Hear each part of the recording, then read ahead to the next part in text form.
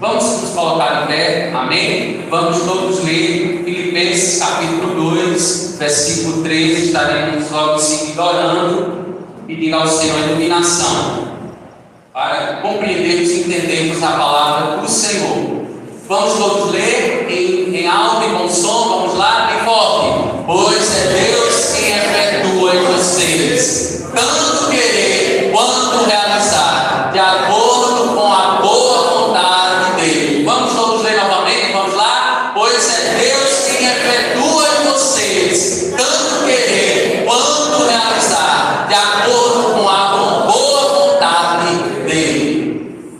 Vamos orar, vamos falar com o Senhor. Pai, nós queremos te render graças essa noite mais uma vez. Já louvamos o teu santo nome. Certamente o Senhor está sendo adorado nesse momento pelos teus filhos, através desse culto público, onde nós celebramos a tua morte e a tua ressurreição dentre os mortos. Fala conosco por intermédio da tua palavra nessa noite. Faz o teu reino avançar e nos conforma a imagem do teu Filho Jesus Cristo, mais uma vez, para a tua glória. A igreja diz amém. Podeis assentar-se, meus amados irmãos.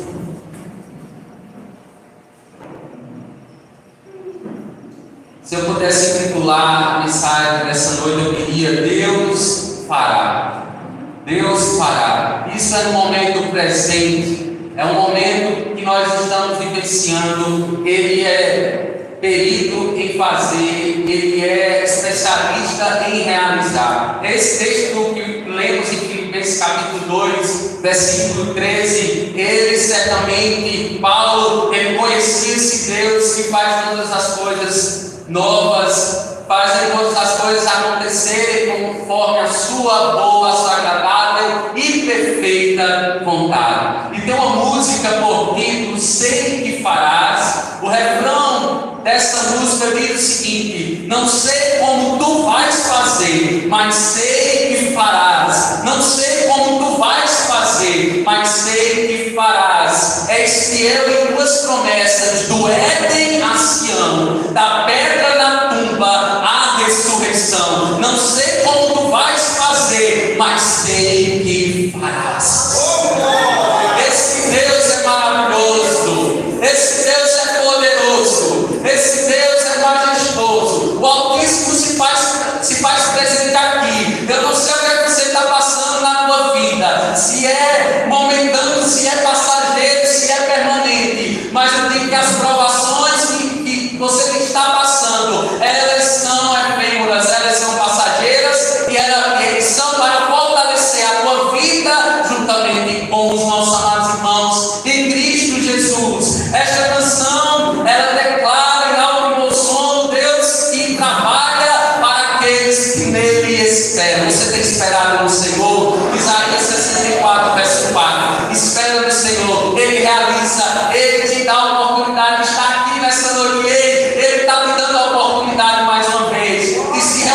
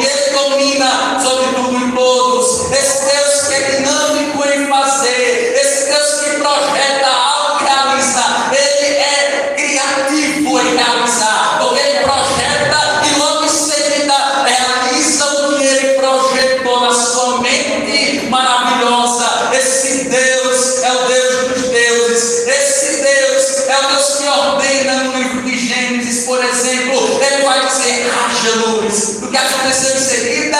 Houve luz. Ele disse: haja firmamento. E o que aconteceu logo em seguida? E houve separação das águas.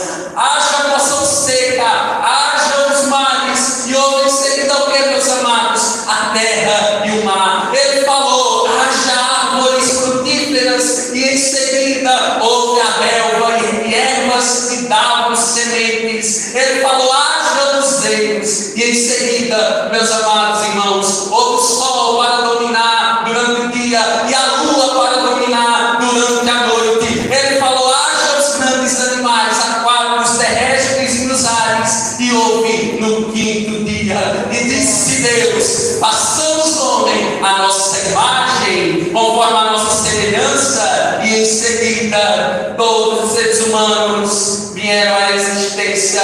Você é menina dos olhos de Deus. Você é coroa da criação de Deus. Você é que está aqui. Você que foi comprado e redimido pelo sangue de Cristo. Você que tem certeza de salvação, convicção. Porque Jesus te dá essa certeza. E nada pode arrebatar a tua vida das mãos de Jesus. Nada nem ninguém. Guarde isso. Deus, Ele é dinâmico. Ele se esforça. Ele se esmera em fazer. Ele faz tudo belo. Ele faz tudo lindo. Ele faz tudo milimetricamente organizado, lindo e maravilhoso, porque Ele é o Deus esforçado em trabalhar para aqueles que nele esperam. Esse é o teu Deus, esse é o meu Deus, a quem nós confiamos. E através da água do batismo, através da água da sua palavra, nós somos renovados, nós somos limpos. O elemento da água do batismo, como sabemos, é um elemento litúrgico de culto. E os cristãos, eles demonstram fisicamente o que Deus fez em seus corações no novo nascimento. E para que nós podemos nos perguntar, e Pedro, cheio do Espírito Santo de Deus, em Atos 2, versículo 38, vai nos dizer: para que nós possamos nos arrepender, e a cada um de vocês seja batizado em nome de Jesus Cristo, para perdão dos seus pecados, e receberão o dom do Espírito Santo. E quando nós observamos, deparamos com a ceia do Senhor, outro elemento litúrgico de culto, nós recordamos que o salmista, no Salmo 100, verso 2, vai nos dizer que nós devemos cantar com canções e cânticos alegres. Se alegre na presença do Senhor. Um momento de louvor, um momento onde nós estamos adorando a Deus, é para que nós possamos estar concentrados, totalmente envolvidos com a adoração, onde nós escutamos a nossa voz, nós escutamos a voz do nosso irmão dizendo: glória a Deus, aleluia, grandes são os poderosos feitos do Senhor. E nós somos contagiados com esse entusiasmo, porque muitas vezes nós não temos mais esse entusiasmo. Quando nós chegamos na casa do Senhor, às vezes nós selamos os nossos lábios, não sai o glória, não sai o aleluia, não sai o elogio da nossa boca. Não, meu irmão, você está aqui para louvar a Deus, Ele está aqui para adorar o nome do Senhor, você veio para adorar o nome do Senhor. Então, se você vem na adoração do teu irmão, é um momento muito especial, sublime,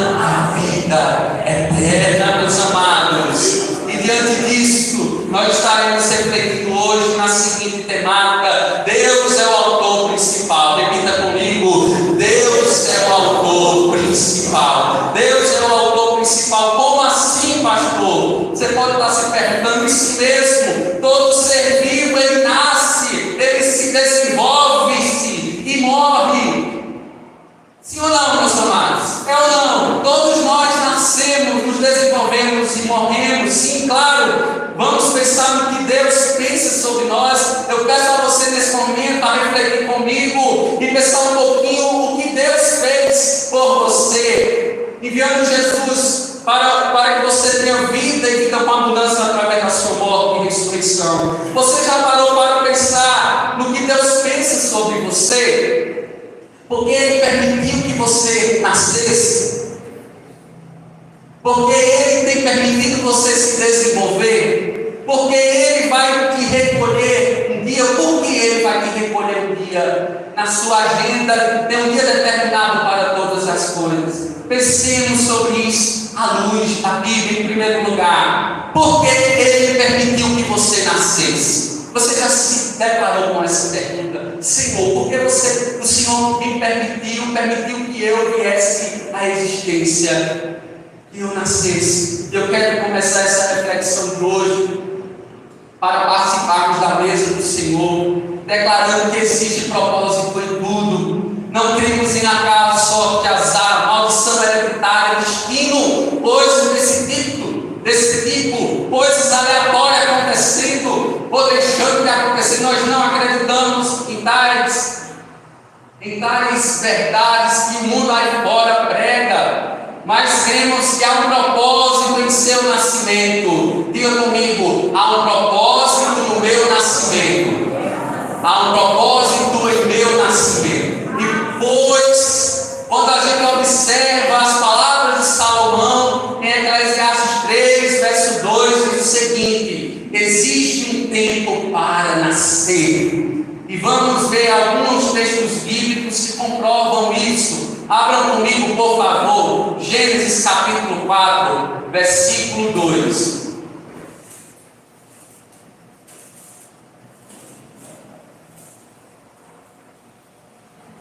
O que dizer de Abel e Caim? Gênesis capítulo 4, versículo 2. Diz o texto sagrado: um nasceu para ser pastor de ovelhas, porém o outro foi lavrador da terra. Outro exemplo são os filhos de Isaac e Rebeca. Veja aí Gênesis 25, versículo 21. Gênesis capítulo 25, versículo 21, que diz o seguinte: Isaac orou ao Senhor em favor de sua mulher, porque era estéril. O Senhor respondeu a sua oração, e Rebeca, sua mulher, engravidou. Os meninos se empurraram dentro dela, pelo que disse: porque está me acontecendo isso? Foi então consultar o Senhor, e disse o Senhor: duas nações estão em seu ventre, já desde as suas entranhas, dois povos se separarão, um deles será mais forte que o outro, mas o mais velho servirá ao mais novo. Ao chegar a época de dar à luz, confirmou-se que havia gêmeos em seu ventre. O primeiro a sair era ruivo, e todo o seu corpo era um manto de pelos. Por isso lhe deram o nome de Esaú. Depois saiu seu irmão, com a mão agarrada no calcanhar de Esaú, pelo que lhe deram o nome de Jacó. Observe esse Deus que faz todas as coisas perfeitas. Esse Deus que prescruta o nosso ser, que esquadrinha a nossa alma. Esse Deus que sabe o que está acontecendo no ventre uterino, onde Ele observa a formação daquele pequeno ser, onde o salmista vai dizer: Ele desce com as suas mãos. Esse Deus que traz todas as coisas à existência. Esse Deus que trouxe e deu vida a Esaú, Ele deu vida a Jacó. Então entenda que o seu nascimento não foi aleatório, mas Deus determinou que você, naquele dia, pudesse nascer e ser formado no ventre da sua mãe. Porque quando nós observamos também o primeiro livro de Reis, abram aí, primeiro livro de Reis, capítulo 13, versículo 2, veja aí o que está nos dizendo ali. Primeiro livro de Reis, capítulo 13,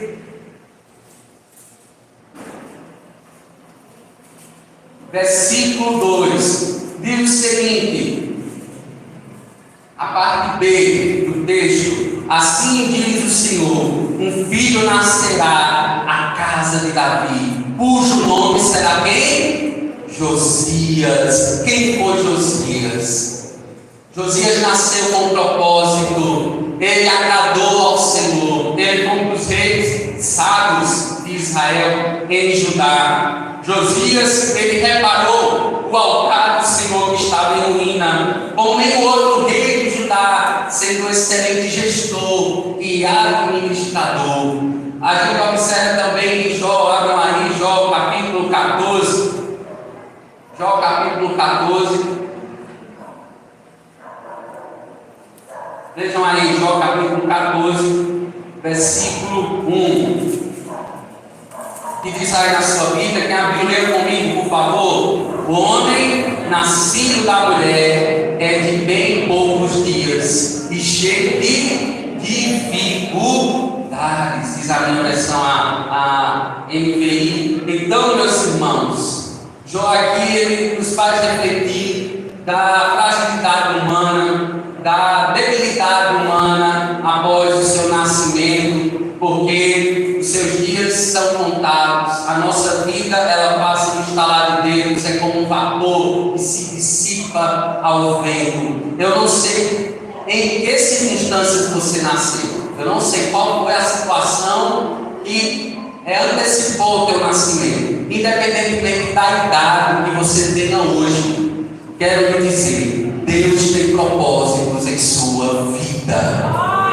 Vou repetir. Deus tem propósitos em sua vida. Não foi à toa, não foi por acaso o teu nascimento. O ato de você estar aqui não é por acaso, mas Deus está direcionando, Ele está acompanhando a tua vida. É o Deus que permitiu que você nasceu. É o Deus que traz também as suas promessas para a sua vida. Promessas essas que estão lá em Jeremias. Abram comigo, Jeremias capítulo 29, um texto muito conhecido da igreja. Jeremias capítulo 29, abram as suas Bíblias, o verso 11. Quem abriu, leia comigo. Esse texto é um texto que traz promessas de vida e vida com abundância para todos aqueles que esperam no Senhor. Leia comigo Jeremias 29, verso 11. Vamos lá, vamos ler todos aqui na versão NVI, porque sou eu que conheço os planos que tenho para vocês, diz o Senhor, planos de fazê-lo prosperar e não de causar dano, planos de dar a vocês esperança e um futuro. Você tem colocado o teu futuro nas mãos do Senhor. Ele já está desenhando, Ele já está arquitetando o teu futuro. Portanto, não fica com medo, não fica ansioso, lança a tua ansiedade, a tua preocupação, porque quando nós lançamos no Senhor Jesus Cristo, Ele guardará a nossa alma, Ele guardará a nossa mente nele mesmo, porque Ele sabe de todas as coisas. E em segundo lugar, a segunda pergunta para nós refletirmos nessa noite é a seguinte: por que Ele tem permitido você se desenvolver? Você ser esse homem e essa mulher que nesse momento se encontra aqui. Qual o propósito dele? Está permitindo você crescer, frutificar e amadurecer. Porque entendemos que o desenvolvimento humano é algo determinado por Deus, mas também somos responsáveis nesse processo como livres agentes a cuidar da nossa espiritualidade. Em primeiro lugar, nas palavras de Jesus Cristo, Mateus capítulo 6, versículo 33: busquem em primeiro lugar o reino dos céus, e as demais coisas vos serão acrescentadas. É buscar ter uma vida, uma espiritualidade renovada, buscar as coisas do alto, buscar as coisas que estão em cima, porque Ele há de suprir todas as outras, os outros pilares, todas as outras prioridades da tua vida. Ele vai te dar sabedoria, Ele vai te dar graça, Ele vai te sustentar para que você consiga administrar o teu tempo, administrar a tua casa, administrar o teu trabalho. Esse Deus que nos dá sabedoria, esse Deus que nos chama para perto dele. Eu acho bastante interessante, certa escritora, Laura Gomes, ela disse o seguinte, presta atenção: se olhar nós olharmos para o céu, quando nós olhamos para o céu, isso nos traz paz. Imagine encontrar com quem veio do céu.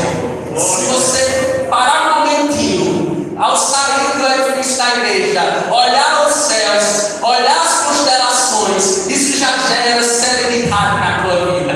Imagine só você se encontrando com Deus, o arquiteto das estrelas, aquele que fez todos os luminares. Ele vai certamente estar contigo por toda a eternidade. Em serenidade viveremos, em suavidez viveremos na sua presença maravilhosa. Foi assim com Abraão. Ele disse: Abraão, sai da tua terra, da tua parentela. Ele faz o desafio: olha, conta se possível as estrelas, conta se possível, Abraão, as constelações. Mas ele não poderia.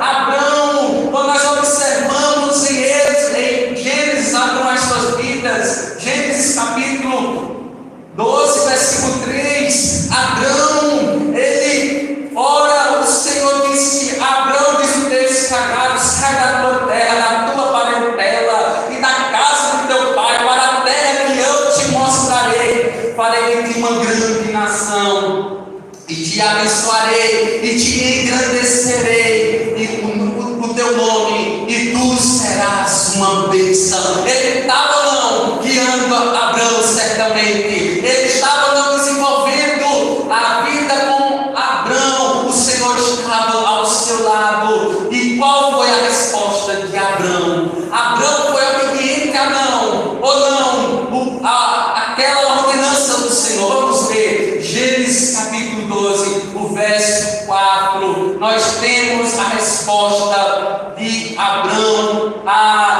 aquele pedido do Senhor, aquele pedido dele sair do meio da sua parentela, ele sendo livre da sua vida, ele poderia escolher ir ou não, mas vejamos a decisão de Abraão. Partiu Abraão como lhe ordenara o Senhor, e Ló foi com ele. Abraão tinha 75 anos quando saiu de Arã. Ele escutou atentamente aquela ordenança daquele que já viu que iria acontecer sobre a sua vida. Aos 75 anos, ele deixa tudo para trás, a sua velha vida, para que Deus pudesse dar uma nova vida, um relacionamento íntimo com ele, onde ele adorava falsos deuses juntamente com a sua família. Ele era acometido de ídolos juntamente com a sua família, mas ele rompeu com as suas tradições, ele rompeu com os dogmas, ele rompeu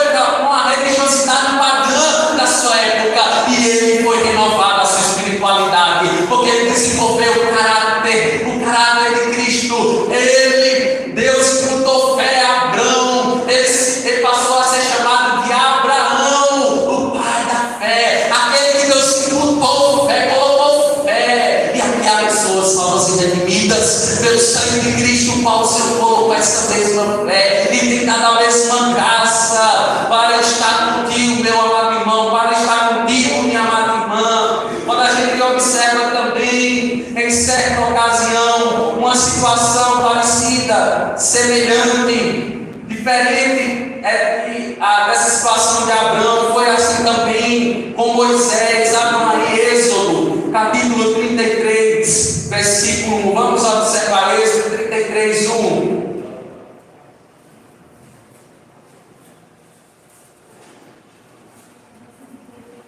Vamos abrir, acompanha a leitura na sua vida. Êxodo 33, verso 1. Vamos ler o verso 1 e dos versículos 12 a 15. Depois ordenou o Senhor a Moisés: saia deste lugar com o povo que você tirou do Egito e vá para a terra que prometi com juramento a Abraão, a Isaque e a Jacó, dizendo: eu a darei a seus descendentes. Disse Moisés ao Senhor: tu me ordenaste, conduza este povo, mas não me permites saber quem enviarás comigo. Disseste: eu conheço pelo nome, e de você tenho me agradado. Se me vês com agrado,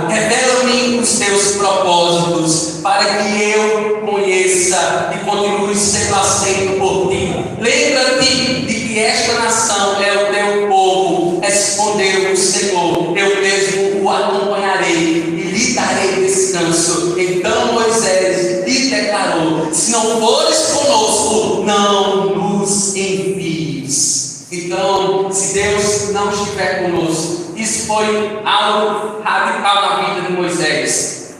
Se Deus não era com ele, ele não daria nem um passo. Se ele, consultando ao Senhor, Deus dissesse não para ele, ele não daria um passo a seguir. E quando nós aplicamos para a nossa vida, você tem atentado para as palavras do Senhor, você tem ouvido os seus conselhos, porque Ele tem sinalizado coisas sublimes sobre a tua vida, e você tem que estar com os ouvidos abertos, você tem que estar com os ouvidos inclinados à vontade do Senhor, porque nem sempre é fácil fazer a vontade do Senhor. Você sabia? Nem sempre é fácil fazer a vontade do Senhor, mas a vontade do Senhor é boa, perfeita e agradável. A nossa vontade ela é falha, ela é pecaminosa, ela muitas vezes nos distancia da presença do Senhor, mas faça como Moisés, mesmo errando, mesmo vacilando, mesmo pecando, porque Moisés pecou, porque Moisés ele errou em muitas decisões, em muitas orientações de Deus para com a sua vida. A gente observa, por exemplo, em Números, capítulo 20, se a gente pudesse ler os versículos 7 a 12, a gente vai ver que Deus, por exemplo, ele manda Moisés falar a rocha. Moisés fala a rocha para dar de beber ao povo de Israel. Mas o que foi que Moisés fez? Moisés falou a rocha? Não, ele feriu a rocha 2 vezes. Moisés agiu por conta própria e foi repreendido por Deus. O verso 12 dessa passagem diz: então o Senhor disse a Moisés e a Arão: visto que não crestes em mim, de modo a me santificares aos olhos dos filhos de Israel, por isso não fareis entrar esta assembleia na terra que ele deu. Ele não viu a terra prometida, ele pediu ao Senhor, mas Deus já tinha ordenado a ele que ele não ia olhar, observar, atentar aquela terra prometida, a terra que mana leite e mel. Ele não adentrou porque ele errou, ele não obedeceu ao Senhor. Isso pode acontecer conosco. Moisés foi um homem extremamente usado por Deus. Moisés, que foi um dos maiores profetas do Antigo Testamento. É tanto o capítulo de Deuteronômio 34, versículo 10, vai dizer que em Israel nunca mais se levantou profeta como Moisés, a quem o Senhor conheceu face a face. Ele conheceu o Senhor face a face, mas isso não trouxe imunidade para ele errar. Ele errou, porque era um pecador carente da graça de Deus. Como nós erramos, como nós falhamos, mas me escute nesta noite: Deus tem permitido o teu desenvolvimento enquanto pessoa humana, especialmente como o seu filho amado, como a sua filha amada. No entanto, Deus não vai interferir, presta atenção, Deus não vai interferir na sua responsabilidade própria de escolha, no poder das suas próprias decisões. O que é isso, pastor? A sua responsabilidade humana, no seu próprio desenvolvimento humano. É claro que Deus ele estará sempre ao teu lado, te orientando, se você tiver um coração ensinável, como Davi teve. Assim disse o Senhor a Davi, por exemplo, em Salmos 32, versículo 8: eu o instruirei e te ensinarei o caminho que deve seguir, e sob as minhas vistas te darei conselho. E segundo alguns estudiosos, no âmbito educacional, existem um conjunto de 10 pilares que se destacam como os principais fundamentos da vida humana e que precisamos gerenciar. Presta atenção. O primeiro é a espiritualidade. A nossa espiritualidade tem que ser primazia, tem que vir em primeiro lugar, porque é o pilar pelo qual os demais pilares eles são o quê? Equilibrados.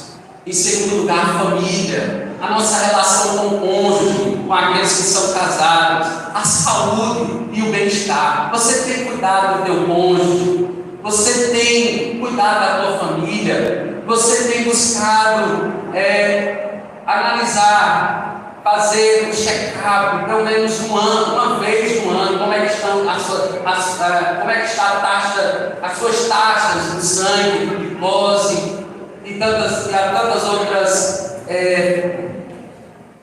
taxas que têm que ser verificadas ano a ano. Eu pergunto isso porque às vezes a gente passa anos e anos sem fazer um check-up, sem cuidar da nossa saúde, sem buscar ter lazer. Ou esse ano, se Deus assim permitir, guardem aí os casais da igreja. Esse ano, se Deus assim permitir, nós estaremos fazendo um passeio com os casais dessa igreja. Amém? Quem crê nisso, diga amém. Amém. Tem muitos casais ainda da igreja que não fizeram um passeio, meus amados irmãos. Então, anos e anos ainda, e não fizeram o passeio. A gente tem que cuidar da nossa saúde, do nosso bem-estar, meus irmãos. É necessário a gente às vezes sair, a gente curtir um momento com a nossa esposa, com os nossos filhos, porque nós somos gente que precisamos do descanso, precisamos sair da rotina sufocante, que nos estrangula, que nos traz malefícios e doenças físicas e também emocionais.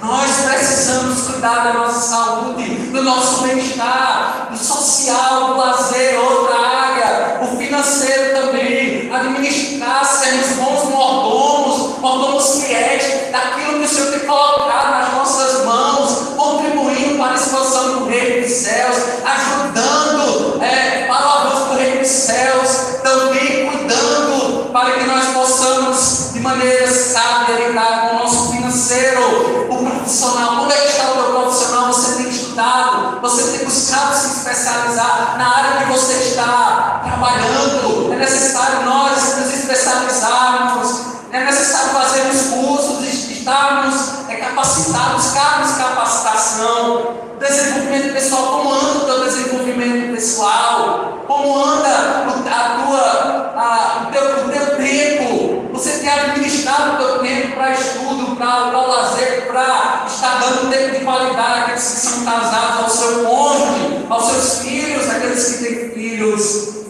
É necessário buscarmos também ter uma vida com propósitos, porque nós temos um propósito. Você tem um propósito, a glória de Deus. A glória de Deus é o fim, último e final. Nós devemos alegar na presença de Deus e que nos dá isso, meus irmãos, certamente equilíbrio nas nossas faculdades mentais, equilíbrio emocional. Nós precisamos estarmos equilibrados emocionalmente, porque muitas das coisas vêm e elas são incontroláveis, elas vêm e nós precisamos reagir bem a elas, porque o importante não é o que acontece na nossa vida, mas como iremos responder aquilo que vai acontecer. E se nós não estivermos bem emocionalmente, nós agiremos mal. Nós certamente muitas vezes entristeceremos o Espírito Santo, porque muitas vezes erramos, porque queremos colocar a culpa em Deus, mas não, nós devemos responsabilizar por aquilo que nós fazemos, em tudo que o Senhor permite nós passarmos em vida. Mas em terceiro e último lugar, porque Ele vai te recolher um dia, todos nós, independentemente da faixa etária, nós seremos um dia recolhidos da face da terra. O natural da vida é nascer, crescer e morrer. Essa é a ordem comum para todos nós. Um dia todos nós seremos recolhidos, passaremos pela morte, como diz Hebreus capítulo 9, versículo 27, porque como o homem está destinado a morrer uma vez só, depois disso enfrentar o juízo. E Salomão afirmou também que os mortos não têm mais nenhuma participação no mundo dos vivos, dizendo em Eclesiastes capítulo 9, versículo 5, porque os vivos sabem que hão de morrer, mas os mortos não sabem coisa alguma. Ana, no seu canto de louvor ao Senhor, pelo nascimento do seu filho Samuel, cantou assim no primeiro livro de Samuel, capítulo 2, versículo 6: o Senhor é o que tira a vida e o dá, faz descer a sepultura e faz subir. E o salmista também, ele expressou a oração ao Senhor, no Salmo 115, versículos 17 e 18, dizendo: os mortos não louvam ao Senhor, nem os que descem ao silêncio, mas nós bendiremos ao Senhor, desde agora e para todos sempre. Eu quero perguntar: quem está vivo nessa noite? Você está vivo? Você está vivo? Então louve ao nome do Senhor.